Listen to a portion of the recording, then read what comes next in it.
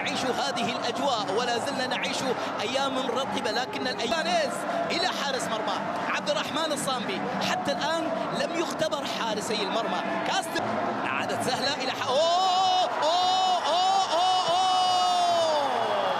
ما هكذا تكون البداية يا عبد الرحمن يا صامبي. عبد الرحمن الصامبي شوف هو حارس المرمى مركزه حساس. لما يكون بعيد عن حساسية الكرة فيها كاميرون بويرتاز يلعب الكرة العالية وطالع حارس المرمى. هذه تعطيك لم يحضر اليوم الألماني الرابع ماتياس أيضا لم يحقق أي إيجابية مع النادي الأهلي حتى هذه. على كان الفوز أهلاوي، فهل يستمر الفوز الأهلاوي للمرة الثالثة؟ محاولة بالرأس عدت وعبد الرحمن الصامبي طالع من مرمى. بعض اللحظات تشعر أنه اللعب على بعض جزئيات الأخطاء راح معاها المينا انطلق أمام الجول أوهو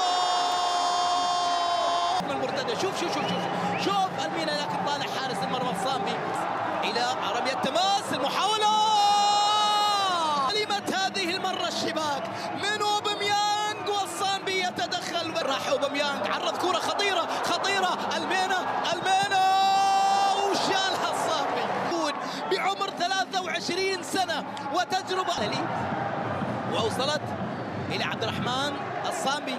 لعب الكرة الصامبي طويلة وعالية، شوف يضغط، لكنه بهذا التقدم قد يدفع ثمنا كبيرا. وأقولها لأن أوباميانغ مع ديميرال أخطأ في المباراة، أخطأ في الكرة، يعاقب. لا يمكن للاعب محترف وأنت وحدك يعني بهذه الطريقة أمام أوباميانغ. يتصدى الصامبي بعد كورته. المحاولة عند أوباميانغ، عبد الرحمن الصامبي طالع من